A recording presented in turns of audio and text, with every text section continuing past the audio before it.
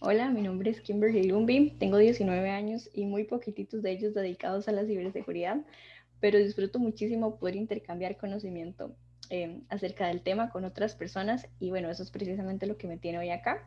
Entonces el día de hoy vamos a conversar un poco acerca de los usos de Python en el área de la ciberseguridad. Y bueno, antes de empezar me gustaría enmarcar un poquitito los enfoques y quizás el skill set que podría tener un profesional de cada una de estas dos grandes áreas. ¿Y por qué programación? Bueno, precisamente porque vamos a hablar de un lenguaje de programación aplicado a nuestra área, ¿verdad? Que es la parte de ciberseguridad. Y es que cuando pensamos en programación o en desarrollo de software como tal, se nos ocurre, o más bien, en teoría, el objetivo sería desarrollar software súper robusto, a prueba de miles de validaciones, ¿verdad? Y que sea desde cero y que sea, qué sé yo, estable a largo tiempo y que sea rentable y que, entre muchas otras cosas. Pero cuando nosotros queremos traer este concepto de programación a nuestra área, vemos que realmente es como demasiado para lo que nosotros quizás quisiéramos llegar a alcanzar, ¿verdad? Nuestro objetivo no es tener un código de 1000 líneas que nos permitan pues hacer algo tan sencillo como un ataque. Nos interesa, por supuesto, tener un source que sea muy bien pensado y que logre nuestro objetivo, pero realmente pues los códigos que podríamos llegar a generar no tendrían por qué ser así de sofisticados, ¿verdad? Y es por eso que Python se vuelve una opción tan atractiva e incluso tan popular en ambas áreas. Vamos a ver un poquitito más a fondo las ventajas que podría tener. Y bueno, la primera de ellas es que es un código de fácil legibilidad. Si alguna vez han tenido la oportunidad de programar en Python, se van a dar cuenta que es básicamente escribir en inglés, ¿verdad? No tiene mucha ciencia, eh, no van a haber errores de puntos y comas, como los podría haber, por ejemplo, en Java y en C, que son como otros de los dos lenguajes que son bastante famosos o utilizados en esta área, ¿verdad? Para nosotros. Otra cosa que también lo caracteriza es que la sintaxis es muy sencilla, el diseño es modular, ¿verdad? Y bueno, pues al ser multiparadigma, pues podríamos quizás utilizar con el que nos sintamos más cómodos, pero por ejemplo en algo como Java, ¿verdad? Quizás generar un script para hacer un ataque que esté planteado o más bien escrito o programado en objetos, ¿verdad? Quizás no sea como lo más racional, o al menos desde mi punto de vista. Otra de las ventajas que podríamos toparnos es que tiene un soporte para automatización de tareas repetitivas de una manera rápida y sencilla. Y bueno, estoy casi segura que todos ustedes van a estar de acuerdo conmigo en que esto es crucial y clave cuando se trata de ciberseguridad, ¿verdad? Por ejemplo, cuando ocupamos hacer la misma tarea, como intentar descifrar una contraseña, pero muchas veces, ¿verdad? Intentar probar muchas contraseñas, pues vamos a ocupar un lenguaje que tenga esta característica. Y bueno, pues como estamos viendo, ¿verdad? Python efectivamente lo cumple y podría ser un buen aliado en este sentido. Además, tenemos una gran cantidad de bibliotecas y es que, como si fuera poco, Python no solamente es un lenguaje que últimamente, como les decía, es muy popular, sino que tiene una comunidad bastante activa. Entonces, más adelante vamos a ir profundizando un poquitito más en todos estos recursos que esta comunidad activa nos ha provisto y nos vamos a dar cuenta del gran valor que aportan y lo importantes y útiles que pueden llegar a ser para resolver o quizás cumplir ciertas tareas con las que nosotros podríamos dejar de lidiar, ¿verdad? El día a día. Y bueno, el último, pero no el menos importante, que es un lenguaje muy utilizado por científicos de datos. Y no sé, quizás ustedes están preguntando qué tendrán ellos que ver acá, ¿verdad? Pero es que recordemos que los datos también necesitan ser protegidos. Y pues bueno, para que esto sea posible, es necesario poder analizar grandes volúmenes de datos y esto se logra con lenguajes que corran en precisamente plataformas de Big Data. No sé si están enterados y si no, pues ya les cuento. Pero Python también es un lenguaje que tiene bastantes librerías para todo lo que es data science. Entonces se van a ir dando cuenta cómo cuando uno llega y le entra una tarea, por ejemplo, como esta tan importante y tan común como analizar grandes datos, no solamente tiene eh, toda la parte de las librerías de ciberseguridad, ¿verdad? Y estos recursos que me podría proveer por un lado, sino que también me facilita el trabajo por la parte quizás de este análisis, ¿verdad? Análisis o visualización o lo que sea que ocupemos en ese momento de los datos también. Entonces, realmente nuestro trabajo suele ser bastante fluido porque Python nos provee herramientas de todo tipo. Y digo esto de la parte de los datos porque es importante y porque es algo que quizás va a ser muy popular en estos días en donde ambas áreas están pues en hegemonía, pero nos vamos a dar cuenta también que Python tiene otras librerías bastante útiles como manejo de strings, manejo de archivos, ¿verdad? Entre otras cosas que nos van a facilitar el trabajo, sea cual sea el escenario. O sea, siempre vamos a tener herramientas y eso nos va a facilitar muchísimo, de verdad muchísimo, y nos va a acelerar el ritmo en el que trabajamos, porque como les decía, tenemos bastante terreno ganado con todas estas herramientas que nos provee. Y bueno, es precisamente lo que vamos a hablar, ¿verdad? De las bibliotecas y las herramientas que podemos encontrar en las diferentes áreas de la parte de ciberseguridad. Una de ellas es penetration testing, por supuesto, y en caso de que haya una persona que está acá, quizás por primera vez y buscando un primer acercamiento a la seguridad, creo que no está de más recordar o más bien mencionar que la parte de penetration testing está enfocada como a encontrar, atacar, ¿verdad? Y encontrar vulnerabilidades de seguridad para que después, ¿verdad? Sean como resueltas y poder tapar esos portillos. Entonces, un penetration tester se encarga de eso, ¿verdad? De poder descubrir vulnerabilidades, pero para eso él es ofensivo, él ataca y a través de ese ataque empieza a encontrar como esos cabos sueltos. En la parte de las bibliotecas tenemos Scapy, es una librería bastante famosa y de hecho si alguno de ustedes ya ha trabajado con ella no me sorprendería. Scapy, pues bueno, tiene la peculiaridad de que es un sniffer, es un falsificador de paquetes, por ahí también le hace a la parte del footprinting, ¿verdad? Y la parte quizás por ahí también del análisis forense que vamos a ver más adelante.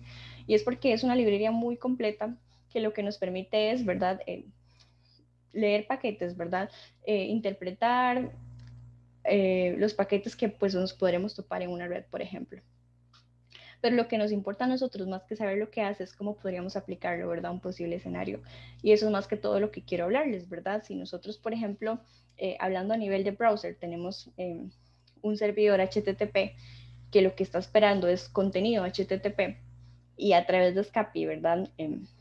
Le falsificamos ese paquete y le mandamos algo que él no está esperando y ¿verdad? Esto, pues el sistema de seguridad o los mecanismos de seguridad no están preparados para algo como esto, entonces nos vamos a dar cuenta que pues vamos a tener problemas, ¿verdad? Ya sea que el servidor, ¿verdad? O lo sea, o sea, le aplica un denial of service o es que sé yo, se sobrecarga el buffer, ¿verdad? Y todos sabemos que de ahí en adelante pueden haber muchísimos problemas más graves. Pero entonces, si quisiéramos ver esta librería en acción, sería precisamente por ese lado, ¿verdad? Porque es tan sencillo como que falsifique un paquete o como que pueda capturar un paquete, lea su información y a partir de eso, pues pueda de alguna forma modificarla. Y ya con eso basta para tener pues un ataque bastante sencillo, ¿verdad? En términos de lo que en teoría conocemos. Y Packet es una librería bastante similar. De hecho, son en esencia lo mismo, ¿verdad? Ambos son escáneres de paquetes también. Pero Impacket tiene la peculiaridad de que él trabaja con los que ya tienen bastante mala fama. Por ahí en la documentación leí que de sus especialidades está SMB, ¿verdad? Que es este protocolo de Windows que, ¿verdad? Como les decía, tiene bastante mala fama y ya se sabe que tiene bastantes vulnerabilidades por ahí. Entonces, quizás por el hecho de que sea tan específico, pues nos ofrece opciones más profundas, ¿verdad? Quizás como más especiales para cada caso. Entonces, por ahí, pues esa recomendación está ahí bastante buena. Y Python Nmap se encarga básicamente de port scanning también. Entonces, con esta librería podríamos eventualmente agilizar esa tarea quizás como de analistas, ¿verdad? Podríamos analizar una red, podríamos analizar los devices que hay conectados a un servidor, ¿verdad? Y bueno, pues escanear sus paquetes y obtener toda su información. Entonces, más adelante vamos a ver una captura de cómo funciona por lo menos esta librería. Y en la parte de las herramientas tenemos The Harvester, que es básicamente pues un recolector. ¿Y un recolector de qué? Recolector de información pública, de información que está disponible en la red y que es totalmente legal de acceder. Entonces, por ejemplo, otra vez, ¿verdad? Si quisiéramos ver esta librería en acción, nos podríamos dar cuenta que, por ejemplo, añadiéndole un dominio, porque también trabaja por dominios, si buscamos un dominio empresarial, él posiblemente, o más bien una de sus funciones y una de sus puestas en acción, es que escanee, por ejemplo, la lista de empleados que está disponible en LinkedIn, ¿verdad? Y bueno, con esta lista de empleados parece súper inofensivo, pero ¿qué pasa si además de sus empleados accedemos a sus correos? ¿Y qué pasa si además de de sus correos accedemos a los subdominios, ¿verdad? Entonces, por ejemplo, ya con los correos se nos ocurren ataques incluso de phishing. Y vean qué curioso, porque entonces hablamos de penetration testing y nos imaginamos así ataques súper sofisticados, ¿verdad? Y súper bien pensados, que por supuesto los hay y que por supuesto tenemos muchas herramientas para ejecutarlos, ¿verdad? Para llevarlos a cabo. Pero ¿qué pasa con una herramienta tan sencillita e inofensiva como The Harvester? Que bueno, ya con un email, ¿verdad? O con un correo, podemos eventualmente, ¿verdad? Enviar un correito así inofensivo con algún link malicioso y ya, ¿verdad? De ahí en adelante se nos ocurren muchísimas cosas que podríamos aplicar con eso. Entonces, si una red o si, qué sé yo, un sistema está lo suficientemente seguro como para eh, quitarse de los posibles ataques que un pentester podría hacerle, basta con acudir como por el otro lado, ¿verdad? Que es, pareciera más sencillo, pero o quizás más fácil de acceder, pero también está como una opción. Entonces, si eventualmente no entramos por la parte ahí de uso de scripts y, bueno, todos los MacGyvers que podríamos llegar a aplicar, entonces tenemos a esta herramienta que nos hace irnos por el lado de la ingeniería social, ¿verdad? Y bueno, con los subdominios pasa algo parecido. ¿Qué pasa si el dominio principal está suficientemente seguro y bien cuidado y bien cerradito, pero que por uno de los subdominios podemos entrar, ¿verdad? Entonces, es curioso, pero todo se trata de saber utilizar como los recursos que tenemos acá. Entonces, bueno, eso es por el lado de Pentest, ¿verdad? Tenemos otros más. Acá, como les decía, tenemos una salida de Nmap. Entonces, vean qué sencillo. Aquí está trabajando con otras librerías propias de Python. No siempre van a trabajar solas, pero creo que la mayoría son bastante completas. Vean qué sencillo aquí, tan fácil como asignarle una variable, la instancia de un port scanner. Y entonces le asignamos, ¿verdad? Pues estas direcciones y los puertos.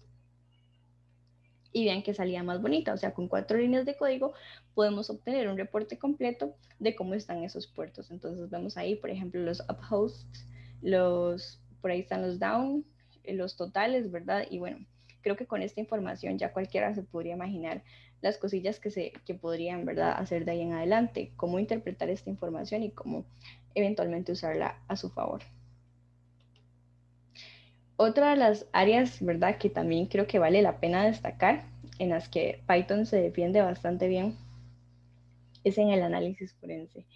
Y esto es porque, como todos, ¿verdad?, el arte de poder descubrir información donde no está como tan sencilla de acceder, ¿verdad? Donde hay que darle un poquitito más de cabeza y un poquitito más de énfasis al intento de descubrirla, pues es bastante, de verdad, o sea, es bastante impresionante. Entonces, el poder llegar a esto y vamos a ir viendo, ¿verdad? Las herramientas que tenemos disponibles, pues es bastante, creo que vale bastante la pena dedicarle como su espacio.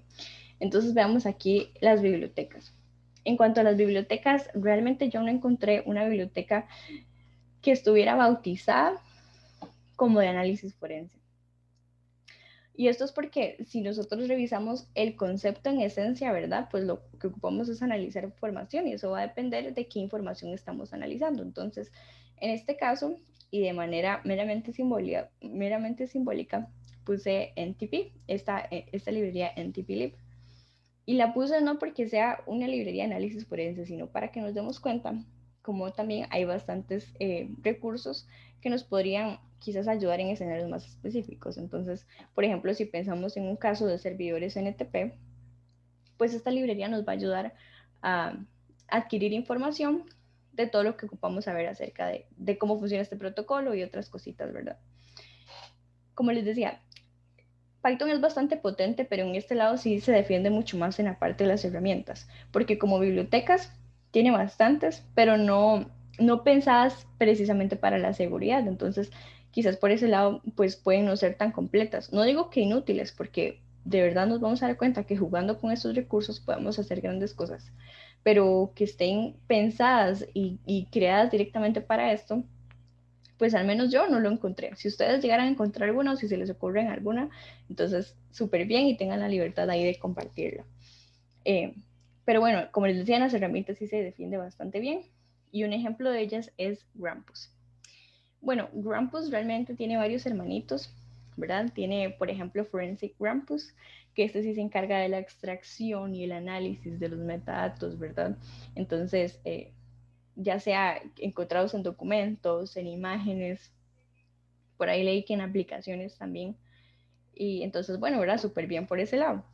Otro es el Anti-Forensic Grampus, que entonces lo que hace es más bien jugarnos sucio, ¿verdad?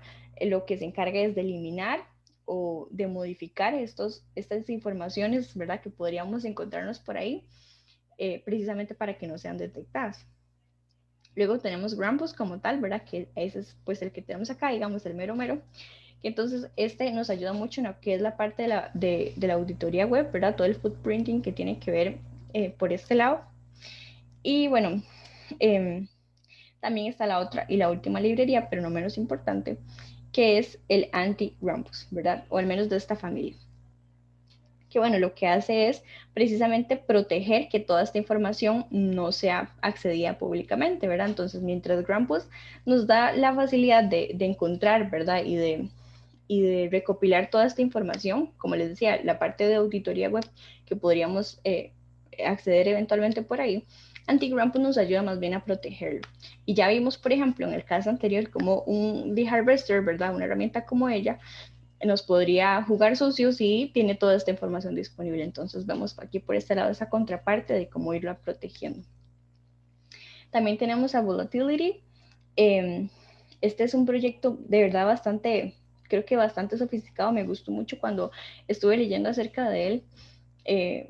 Pues bueno, sus creadores empezaron a notar, ¿verdad? Que la tendencia a encontrar y buscar datos siempre era hacia el disco duro. Entonces ellos empezaron a cuestionarse que por qué no este sistema, o más bien, ¿por qué no generar un sistema que analizara cómo se está comportando la parte de la ejecución en la RAM, ¿verdad? En la memoria, pues, volátil. Y bueno, súper bien. Entonces, por ese lado, si alguno quiere analizar esos niveles, pues existe la herramientilla por ahí. Infornito también es otra herramienta que nos ayuda a hacer análisis a nivel de browsers también. Entonces, de esta herramienta precisamente traigo algunas capturas y creo que puede ser más sencillo analizarla y explicarla si las vamos viendo. Entonces vemos por acá, ¿verdad? Como les decía, que nos da el chance de analizarlo por perfiles. Entonces, dos de los navegadores que soporta son Chrome y Firefox, ¿verdad? Entonces ahí vemos cómo detecta ahí los perfiles que hay en esa máquina y bueno, pues súper bien. Hay formas de filtrarlo por la extensión, por el puerto, creo que por el navegador también. Entonces realmente es jugar ahí con lo que se tiene. Esta captura es bastante sencillita, ¿verdad?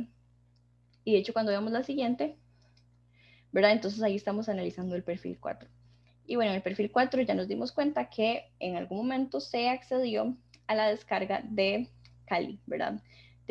Bueno, pues hizo una descarguilla de Kali y bueno, ahí nos muestra dónde la guardó, esa imagen que se descargó y en el resumen, pues simplemente nos dice el total de descargas. Obviamente información que para nosotros en este momento es irrelevante, pero bueno, pues en el lugar correcto y en el momento correcto que esa información se accedía, pues posiblemente va a ser bastante jugosa, ¿verdad? Para la persona que ande detrás de ella. Ok, entonces eso por el lado de Infornito y por el lado del análisis forense. Otra área que me parece también súper relevante de mencionar es la parte de esteganografía, para lo cual también, ¿verdad? Sorprendentemente Python tiene soporte, ¿verdad? Con sus herramientas y como les decía, con todo lo que esta comunidad y estas personas con talento han pues donado de alguna u otra forma. Y bueno, una vez más, ¿verdad? Retomando un poquito los objetivos y los enfoques de la esteganografía, tenemos que, pues, en esencia es esconder secretos, ¿verdad? Pero no solamente esconderlos, sino poder hacer pasar su existencia desapercibida. Entonces vamos a ver un poquito luego el contraste con la parte de pues la criptografía, ¿verdad? Pero por ahora enfoquémonos en lo que es la esteganografía. Y bueno, bibliotecas, ¿verdad? Otra vez, no es como que haya muchas, pero creo que con esto es bastante suficiente porque al esteganografiar tampoco es como que hay muchas opciones, ¿verdad? O uno logra esconder o no. Quizás lo que puede variar ahí es como qué queremos esconder y en dónde. Por ejemplo, en las herramientas tenemos StackB 64. Entonces, esta está desarrollada en Python 2 y nos permite esconder en texto, ¿verdad? Entonces, curioso, ¿verdad? Poder esconder texto en más texto. Por ahí leí también que permitía esconder archivos. Bastante curioso por ese lado. Y bueno, el hecho que esté en Python 2, en Python versión 2, quizás para las personas que no estén muy familiarizadas con el lenguaje, nada más ahí hacer un pequeño paréntesis de que Python tiene pues dos grandes versiones, ¿verdad? La 2 y la 3. Y que por el momento, pues la más usada y la más reciente es la 3, pero que pues todo lo que está en versión 2 puede ser útil para pues alguna versión viejita, ¿verdad? O sea, si ocupamos hacer análisis a nivel, qué sé yo, donde la parte de verdad o haya más énfasis en versión 2, pues también existe la herramienta de paso. Y bueno, eso por la parte de StateB 64. También tenemos esta otra que se llama Esteganografía Python, así de sencillo y curiosamente en español. Esta, como les decía, está desarrollada en Python 3 y también nos permite esconder no nada más en texto como en nuestra versión anterior, sino pues ya en archivos, ¿verdad? Entonces, quizás algo importante de destacar por acá es cómo la esteganografía podría tener un impacto, ¿verdad? En la ciberseguridad, que parecen cositas sencillas, pero investigando un poco acerca, ¿verdad? De todo lo que podríamos jugar, todo con lo que podríamos jugar cuando tenemos herramientas de esteganografía. Me topé por ahí que incluso Kaspersky, el antivirus, hizo una investigación acerca de la importancia del stegware, ¿verdad? Y es que stegware ya es como el término definido para todos los ataques que tengan que ver con esteganografía. Entonces vean el alcance que tiene, que ya hasta su propio nombre pues le pusieron, ¿verdad? Y bueno, viendo un poquito más acá de cómo funcionaba esto, me di cuenta por ahí que, pues es curioso, porque entonces un antivirus perfectamente sabe o puede estar bastante diseñado, ¿verdad? Para detener ataques que sean, pues, digamos que obvios, ¿verdad? En teoría, o saberse proteger de ataques que, pues, son bastante, digamos, ¿cómo decirlo? Como bastante fáciles de intuir, o yo no sé cómo funcionan, la verdad nunca he programado un antivirus, pero yo siento que pues ya, ¿verdad? Con el paso del tiempo, pues hay ciertos patrones que uno podría pues rastrear para detectar cuándo o no puede ser un virus, incluso como hasta a nivel de uno, ¿verdad? Ya uno ve un correo ahí medio raro y ya como que uno va aprendiendo a, a saber qué contenido, pues darle como, qué contenido quizás evitar, es la palabra correcta. Y entonces los antivirus podrían funcionar de la misma forma. Pero ¿qué pasa entonces cuando el virus les llega de una forma que no lo esperaban? Por ejemplo, una imagen, ¿verdad? Por ejemplo, un texto o por ejemplo, bueno, en cualquier tipo de recurso que se pueda aplicar a una esteganografía. Entonces, era curioso, ¿verdad? Y me llamó mucho la atención porque que sea Kaspersky quien haya hecho como ese estudio y esa investigación, pues le da bastante valor, ¿verdad? Entonces decían, ¿verdad? Como pues la esteganografía es así de astuta, ¿verdad? Como a través de archivos podemos, pues eventualmente, imaginémonos, una imagen, por ejemplo, de la que pareciera totalmente inofensiva. Y es más, si nos ponemos creativos y le ponemos que era una imagen de violín, ¿verdad? Que mandó la tía, entonces todo bien, ¿verdad? Ahí nadie sospecha que hay un virus. Pero ¿qué pasa si entonces lo que tiene adentro, ¿verdad? Lo que tiene, lo que tiene grabado es un script más bien que está programado para ejecutar una serie de instrucciones que lo que hacen es abrir un shell y eventualmente pues hacerse ahí, qué sé yo, un ransomware medio extravagante y bueno, pues ya, ¿verdad? Nos quedamos sin los recursos, sin todo lo que tenemos guardado en la compu y entonces pues luego ahí viene todo el WannaCry, ¿verdad? Entonces eso es por poner un ejemplo, pero ¿qué pasa entonces si tal vez no nos vamos tan sofisticados y pensamos que el,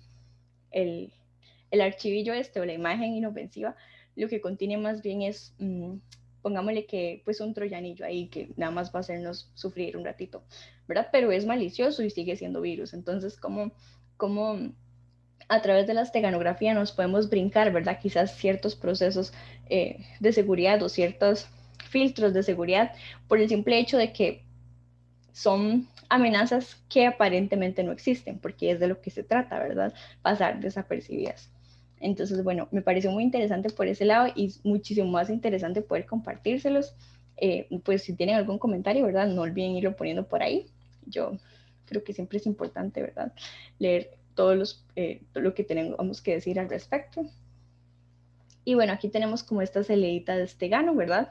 Recordemos que era la librería. Entonces, veamos aquí, por ejemplo, cómo está funcionando. Acá lo que estamos haciendo es importando pues la librería LSB de este módulo, ¿verdad? Quizás hacer la corrección ahí, Estegano pues puede ser un módulo.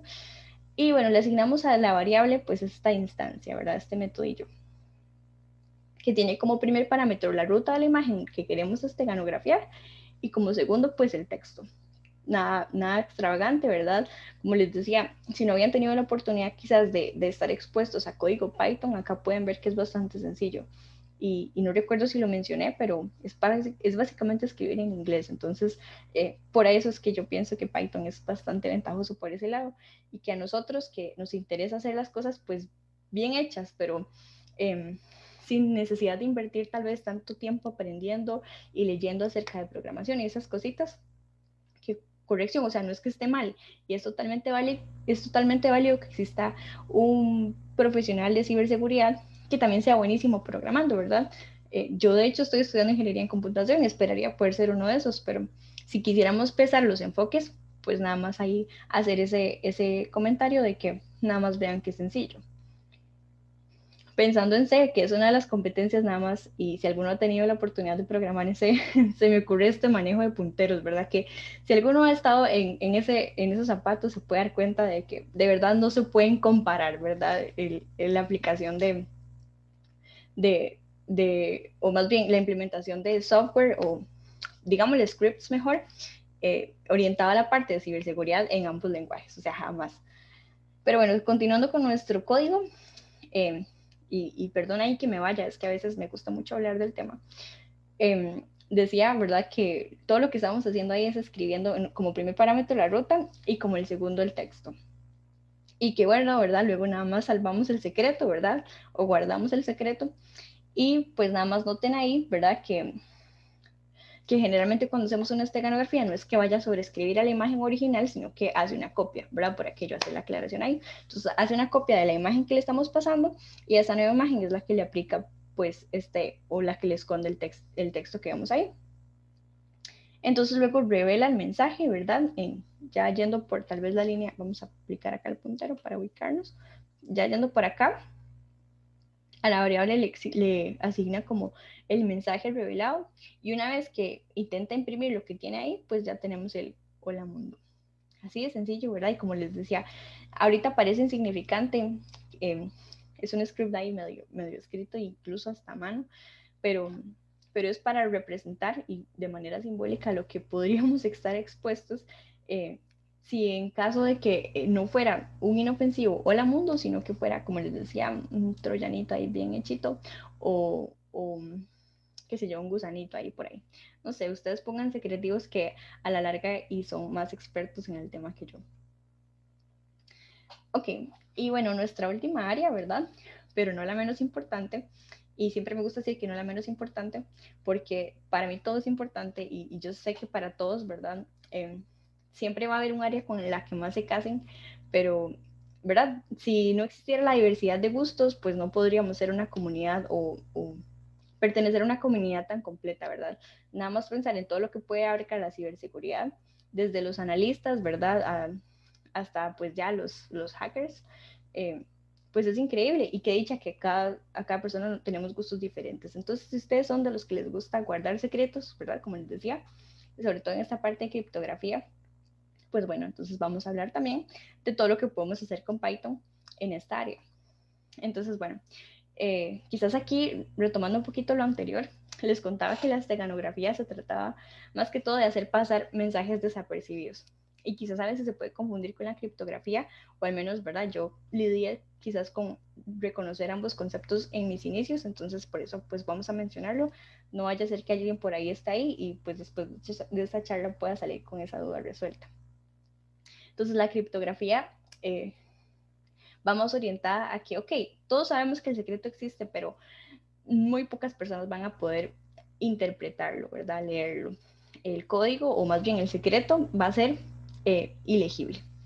Entonces, ¿verdad? Eso no quiere decir que eventualmente no se puedan combinar las dos, ¿verdad? De hecho, sería genial y sería ideal poder, no solamente no saber no poder identificar si el secreto existe o no, sino que en caso de que lo encontraran, que no lo puedan leer, ¿verdad? Eso sería una combinación interesante de estas dos áreas. Pero bueno, aterrizando ya en la criptografía, que es lo que vamos a hablar ahora, como les decía, eh, librerías hay por montones, de verdad. Estas son solo tres, pero al parecer pues tenemos bastante representación de por acá, al menos en la parte de las librerías, y todas en esencia hacen lo mismo. Realmente no se me ocurre qué podría encontrarles de diferente, a excepción de que, bueno, pues por ejemplo, la primera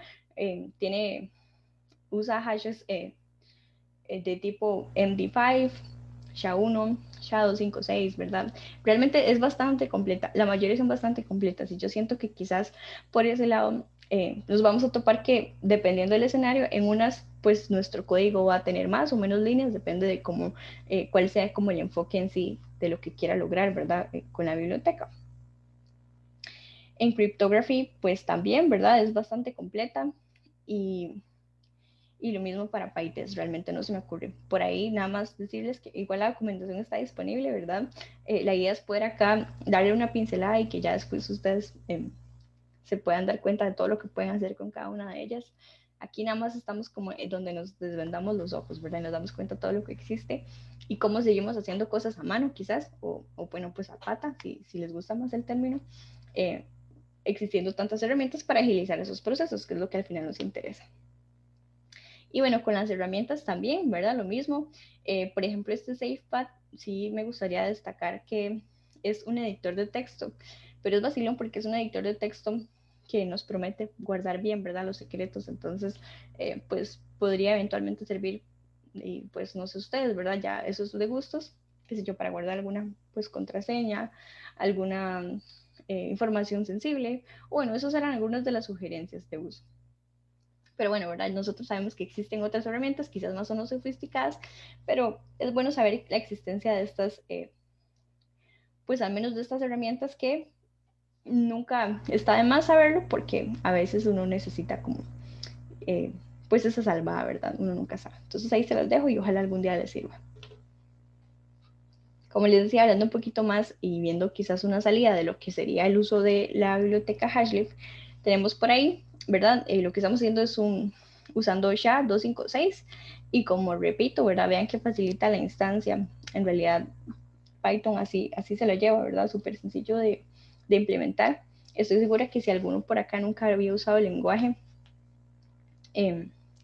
pues se está dando cuenta que no es nada difícil, o al menos quizás no ver ese montón de puntos y comas de bloques, ¿verdad? Que se abren con las llaves y se cierran con la llave, quizás eso sea mucho más ligero de entender y de asimilar, ¿verdad? Al menos un código como este, como les digo, es bastante sencillo, va por líneas, entonces como que para un ojo humano y para quizás el lenguaje que nosotros utilizamos es mucho más fácil compararlos.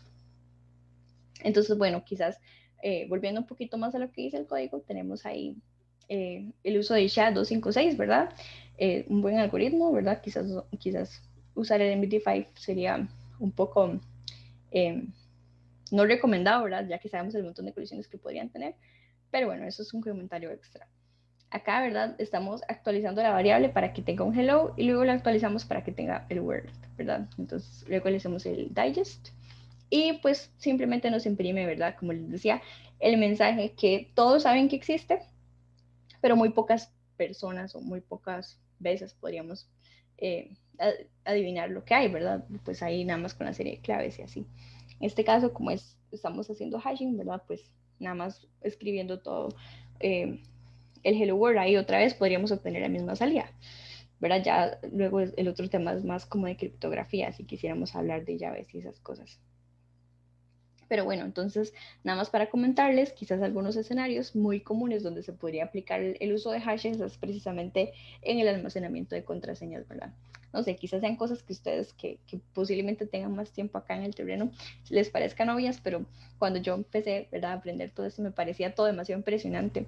Y de verdad quiero que si hay alguien que está empezando por acá en esta área, pues pueda llevarse todo esto con lo que yo alguna vez pues me casé y decidí quedarme continuar aprendiendo, ¿verdad? Entonces, bueno, como les decía, y por aquello que no sepan, les comento un poquito más. Eh, las contraseñas generalmente se guardan así, ¿verdad? Se les aplican hashes, entonces cuando se van a almacenar, no se almacenan como, a ver, contraseña normal, como QWERTY, por ejemplo. No se almacena como QWERTY, sino que se almacena como pues el hash que produce QWERTY. Entonces, súper bien, ¿verdad? Porque eso tiene sentido de que no es como que va a guardar toda la serie, como todo el string, ¿verdad? Sino que al guardar el hash es como mucho más preciso. Entonces ahí es donde uno se da cuenta como por un punto, por una mayúscula, no sirve, ¿verdad? Entonces para que vean más que todo como el uso del hashlib, bueno, de los hashes en general y como una librería como Python nos da soporte como hasta eso. Entonces, curioso por ahí y de mi lado pues bastante, bastante impresionante. Y bueno, ya como para ir cerrando, realmente no me gustaría terminar sin, ¿verdad?, hacer un llamado tal vez a la ética que tiene todo esto detrás. Yo realmente admiro muchísimo a todas las personas que son súper, súper, ¿cómo decirlo?, astutas para usar todas estas herramientas, que tienen las habilidades como, no sé cómo decirlo, para ubicarse donde están y saber cómo qué del saco les sirve para aplicar ese escenario. Pero qué bonito y qué interesante es cuando podemos utilizar esas habilidades tanto para el bien como para el mal, ¿verdad? Creo que en una convención como esta, donde estamos aprendiendo tantos nuevos recursos y dándonos cuenta de todo lo que las demás personas saben hacer y que nosotros eventualmente podemos aprender, bueno, pues importante recordar la parte pues noble que debería haber detrás en todo esto, ¿verdad? Eh, pues acá tengo un quote que va a resumir más que todo lo que yo pues pienso, considero y creo que no hay mejor forma de sintetizar como las ideas. Esta imagen por ahí nos puede ayudar bastante también como a hacer, crear conciencia por ahí. Entonces, bueno, se los leo. Dice, un científico no solo tiene la obligación de investigar, sino que también tiene la responsabilidad ética sobre las consecuencias de aquello que produce su ingenio. Y qué chiva, de verdad, creo que interesante saber que nuestro ingenio puede producir cosas tan poderosas, ¿verdad? Tan potentes como para poner en riesgo o para poner, sí, digamos que en riesgo, eh, todo un, qué sé yo, todo un sistema, por ejemplo, de un banco. O sea, no nos pongamos tan místicos, pero para nadie es un secreto, ¿verdad? Que muchas de las habilidades que podemos utilizar o que sabemos emplear, pues podrían eventualmente generar bastante daño, ¿verdad? Si lo vemos por el lado de la otra persona. Entonces, pues qué impresionante, qué retador saber que todo lo que uno pues pueda llegar a aprender puede causar todo eso, pero más impresionante todavía saber que pues todo ese ingenio que tengo pues está combinado también con las éticas, con la ética, los principios que podríamos tener y la importancia quizás de notar, ¿verdad? Por ese lado, la relevancia que tiene cuando estas acciones son destinadas al bien. Entonces, bueno, este es un quote de Peter Alexander Ustinov. Él es un actor y además de actor es escritor. Y aún con todo, pues se creyó suficientemente importante para hablar de científicos. Entonces yo voy a tomar como la misma osadía para tomar un quote que habla de científicos y aplicarlo a informáticos, ¿verdad? Aplicarlo a hackers, a desarrolladores. Porque en esencia hacemos lo mismo, ¿verdad? Las dos profesiones pues sacan provecho de ese ingenio. Entonces, bueno, yo creo que por aquí podemos ir terminando. De verdad, muchas gracias por haber llegado hasta acá. Muy contenta de poder haber compartido un poco de lo que pues he aprendido, ¿verdad? En este camino a convertirme pues en una profesional de ciberseguridad. Y no, pues nada, les deseo happy hacking.